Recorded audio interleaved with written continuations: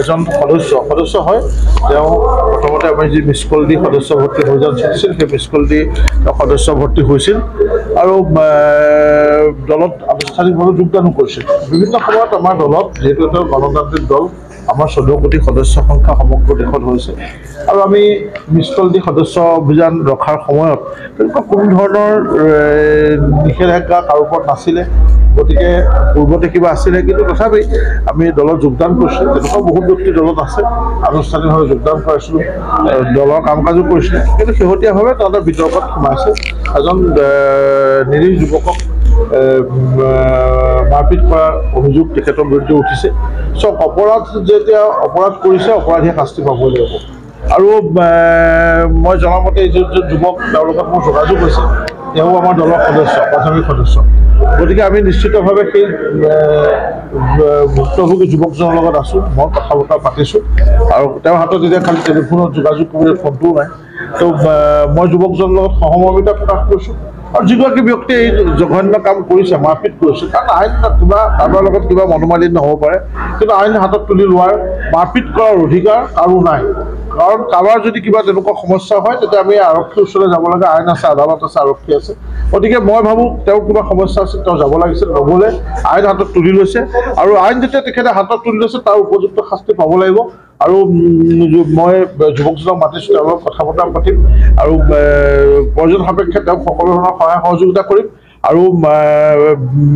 ইতিমধ্যে মই আমাৰ ঊৰ্ধ্বতন কৰ্তৃপক্ষ আমাৰ বিশেষকৈ ভাৰতীয় জনতা পাৰ্টীৰ নেতৃত্বৰ লগতো কথা পাতিছোঁ অনুশাসনমূলক ব্যৱস্থা গ্ৰহণ কৰাৰ অধিকাৰ মোৰ নাই জিলা সভাপতি হিচাপে আমি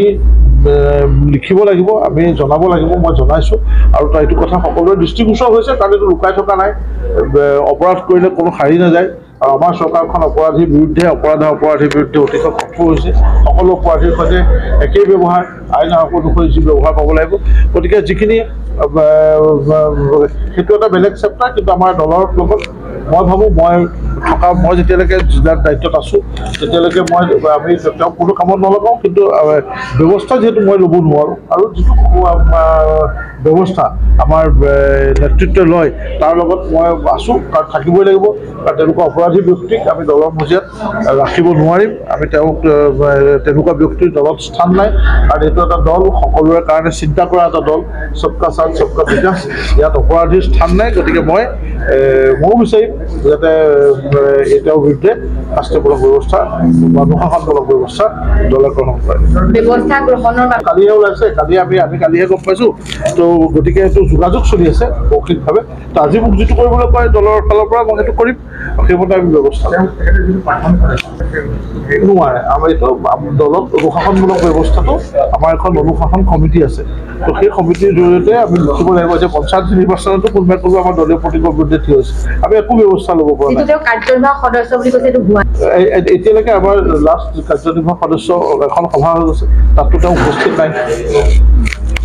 আন প্ৰাথমিক সদস্যকে তেওঁ অলপ ব্যক্তিক্ৰমী ৰূপত সময় চবৰে বেলেগ বেলেগ ষ্টাইল থাকে তেওঁ কিবা ষ্টাইলত থাকে তেওঁ ওচৰ পৰ্যায়ত থাকে তেওঁ সকলোৰে লগত তেওঁ চিনাকিও আছে চিনি পায় সেই হিচাপত তেওঁ অকণমান আগবাঢ়ি গৈছে সেইটো বেলেগ কথা কিন্তু এতিয়াৰ পৰা আপোনালোকে তেওঁক নেদেখিব অসমৰ সংবাদ জগতখনৰ বাবে এক সুখৰ খবৰ আপোচবিহীন ৰাইজৰ কণ্ঠ সাপ্তাহিক কবচ পুনৰ এবাৰ অসমৰ ৰাইজৰ মাজলৈ স্বত্বাধিকাৰী প্ৰণীতা কলিতাৰ দ্বাৰা প্ৰকাশিত আৰু আপোচবিহীন একাংশ নপুৰণি অভিজ্ঞতাপুষ্ট সাংবাদিকৰ দ্বাৰা প্ৰচাৰিত তথা eco printing press Guwahati Katabari গড়চুকত